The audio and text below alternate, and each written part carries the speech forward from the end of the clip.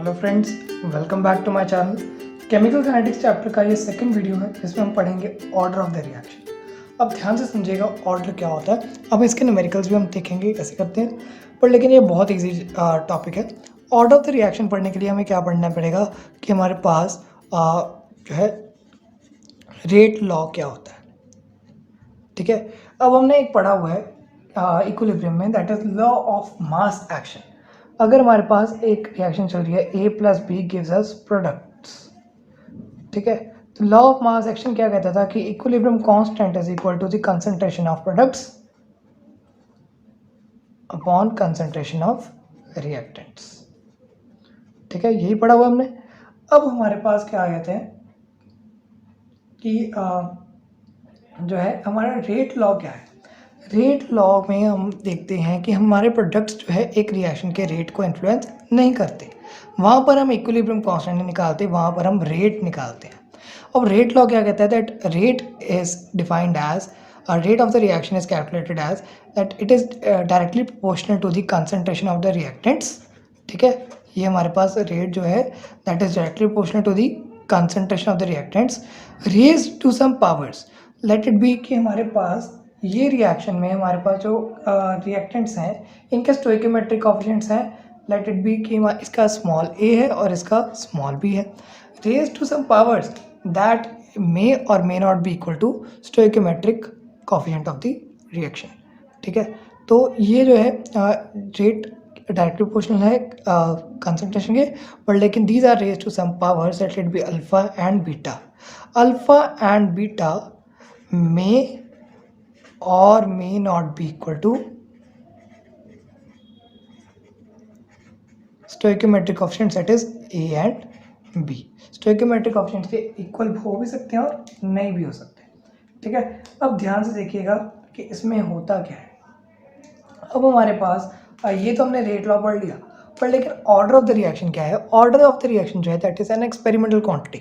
ठीक है, ये सिर्फ एक एक्सपेरिमेंटल क्वांटिटी है, इसको थ्योरेटिकली कैलकुलेट नहीं किया जा सकता, पर लेकिन अगर हमारे पास एक्सपेरिमेंट के रिजल्ट्स हैं तो हमें पता लग जाएगा कि ऑर्डर ऑफ द रिएक्शन क्या है। तो ऑर्डर जो है that is the sum of the powers of the concentrations in the rate law expression. ठीक है, sum of the powers of concentration in the rate law expression that is called the order of the reaction. ठीक है, जो मैं बोल रहा हूँ kindly note it down. ठीक है, क्योंकि सारा कुछ तो मैं आपको लिख के नहीं दे सकता, और लेकिन इसको आप ध्यान से लिख लीजिए that order of the reaction is sum of the powers that of the concentration of the reactants that is present in the rate law expression. तो हमारे पास क्या आ गया, order is equal to alpha plus beta. ये हमारे पास जो है पावर्स इनका सम आ जाता है हमारा ऑर्डर। ठीक है, तो अब हम देखते हैं कि हमारे पास कुछ रिएक्शंस का डिफरेंट टाइप से ऑर्डर निकाला जा सकता है। अब देखो फ्रेंड्स, हमारे पास एक रिएक्शन ले रहे हैं कि हमारा NO2 जो है that reacts with fluorine gas to form NO2F। ठीक है, अब हमारे पास यहाँ पर क्या होता है, इस रिएक्शन को बैलेंस करने पर हमारे इस तरीके से जो है रिएक्शन बन जाती है। अब हम एक्सपेरिमेंटली हमारे पास जो रेट ऑफ द रिएक्शन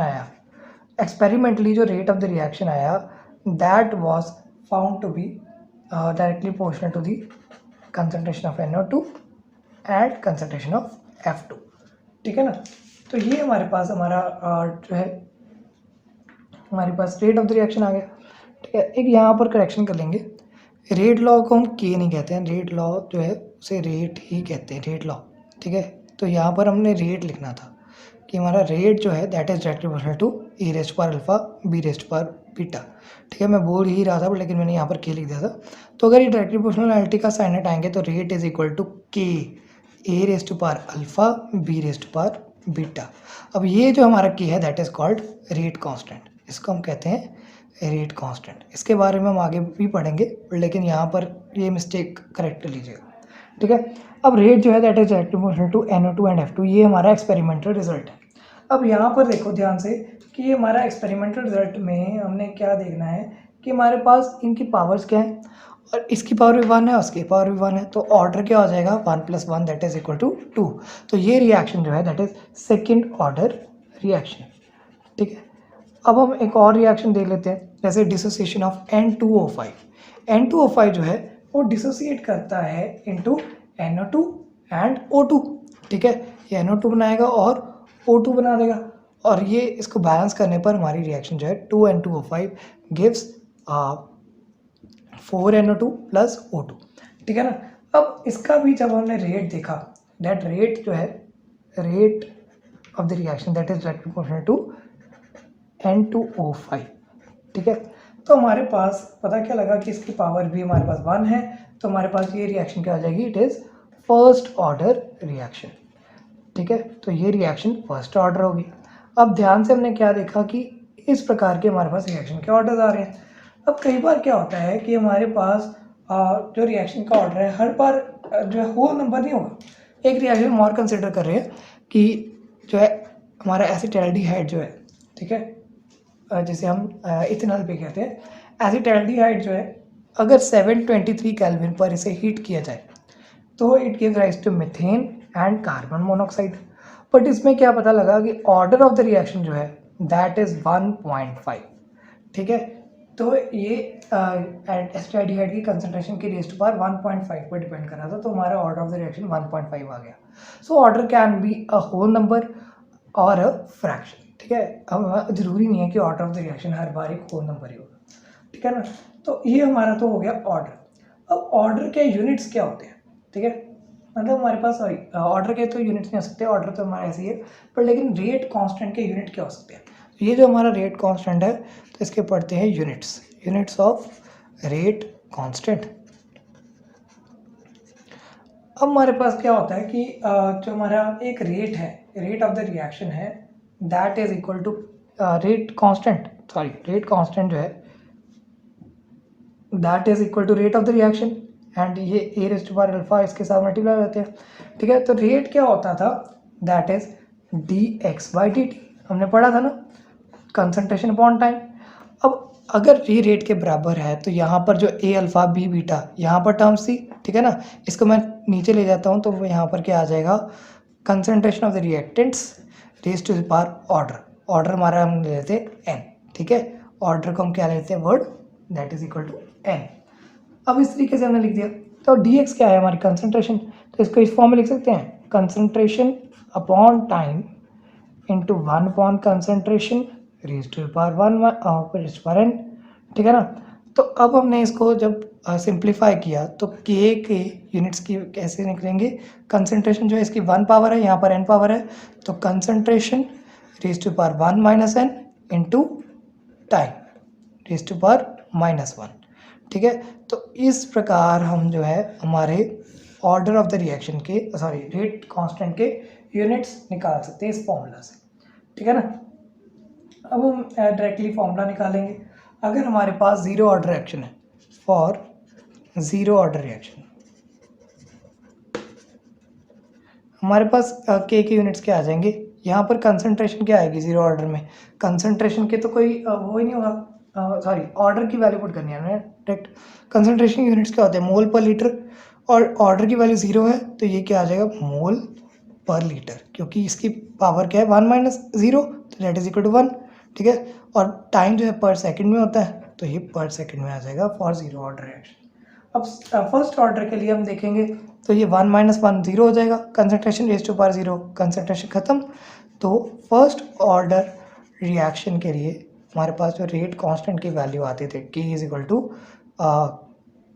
चलो ऐसे लिख सकते हैं पर मोल per litre 1 minus 1 into time 1 minus 1, ठीक है। 1 माइनस 1 0, तो ये टर्म पूरी निगलेक्ट हो जाएगी। तो टाइम के यूनिट्स क्या आते हैं, पर सेकंड और ये पर सेकंड बन गया बिकॉज पावर इसकी क्या है -1, ठीक है। सिमिलरली हम सेकंड ऑर्डर के भी निकाल सकते हैं। तो यहाँ पर क्या आ जाएगा, k is equal to mole per litre 1 minus 2, ठीक है, ये -1 हो जाएगा, एंड सेकंड की पावर -1, तो ये क्या आ जाएगा, मोल -1 लीटर -1 इंटू -1 1 एंड पर सेकंड आ जाएगा। तो पर मोल लीटर पर सेकंड जो है हमारे सेकंड ऑर्डर रिएक्शन के यूनिट्स आ जाएंगे। तो इस फॉर्मूला से हम किसी भी रेट कांस्टेंट के यूनिट निकाल सकते हैं, किसी भी, ठीक है। तो ये आई थिंक हमारा ऑर्डर ऑफ द रिएक्शन का टॉपिक सफिशिएंट था, ठीक है। इसके बाद हम अब स्टार्ट करते हैं हमारे न्यूमेरिकल पार्ट। अब देखो फ्रेंड्स, मैंने 10+2 लेवल के हम आपको क्वेश्चंस नहीं करवाने, मैं सीधा बीएससी लेवल के क्वेश्चंस करवाऊंगा, ठीक है। तो बीएससी लेवल के ये क्वेश्चंस इस तरीके से एग्जाम में पूछे जाते हैं, ठीक है। और यही क्वेश्चंस आपके एमएससी में भी आ सकते हैं और नेट में भी आ सकते हैं। तो इन क्वेश्चंस को ध्यान से देखिएगा, कोई भी आप कॉम्पिटिटिव की तैयारी करें, इस तरीके के क्वेश्चंस बहुत इंपॉर्टेंट होते हैं, ठीक है। अब इसमें काफ़ी कुछ पूछा हुआ है, order of reaction, rate constant, ठीक है। ऑर्डर के लिए हमें वो उसका रेट लॉ भी निकालना पड़ेगा और यूनिट्स ऑफ रेट कांस्टेंट भी पूछे हुए हैं। तो ये काफ़ी कुछ, सारा कुछ एक ही न्यूमेरिकल में हमारा कवर हो जाएगा, सारे तरह के क्वेश्चंस मैं एक ही न्यूमेरिकल में कवर कर दूंगा, ठीक है। तो अब हम क्या देख रहे हैं कि हमारे पास ये रिएक्शन का डाटा दिया गया है, ये एक्सपेरिमेंटल डाटा दिया, ठीक है। और ये हमारे पास रिएक्शन दी गई है, that is 2a + b that gives us c + d, ठीक है। तो अब हम क्या करेंगे, हम सपोज कर लेते हैं दैट सोल्यूशन हमारा ये क्या है, सपोज रेट जो है, रेट ऑफ द रिएक्शन जो है that is equal to k a⁻⁴ alpha b⁻⁴ beta, ठीक है। ये अल्फा और बीटा को प्लस करके हमारा जो है ऑर्डर आ जाएगा। अब अल्फा बीटा को निकाल लेंगे कैसे, ठीक है। इसको निकालने के लिए हम यूज़ करेंगे हमारा जो है एक्सपेरिमेंटल डाटा जो हमें दिया गया है पहले, ठीक है ना। तो यहाँ पर हमारे पास एक्सपेरिमेंटल डाटा से हमारे पास अगर हम इक्वेशन बनानी शुरू करें कि रेट जो है फॉर एक्सपेरिमेंट 1, ठीक है, for experiment 1 that is equal to 6.0 into 10⁻³ it is equal to k 0.1 alpha and 0.1 beta. इस तरीके से इक्वेशंस बन सकती हैं। सो ये सीधा लिख लीजिए, for rate for experiment 2, rate for experiment 3 and rate for experiment 4, सारे लिख देंगे, ठीक है। इसकी वैल्यू डायरेक्ट दी गई क्वेश्चन में 7.2 इंटू 10⁻², 2.88 इंटू 10⁻⁻1 एंड 2.4 इंटू 10⁻²। ये कि यहाँ पे आप सीधा वैल्यूज पुट कर दीजिए, यहाँ पर देख के 0.3 alpha, 0.2 beta, 0.3 alpha, 0.4 beta, then 0.4 alpha, 0.1 beta.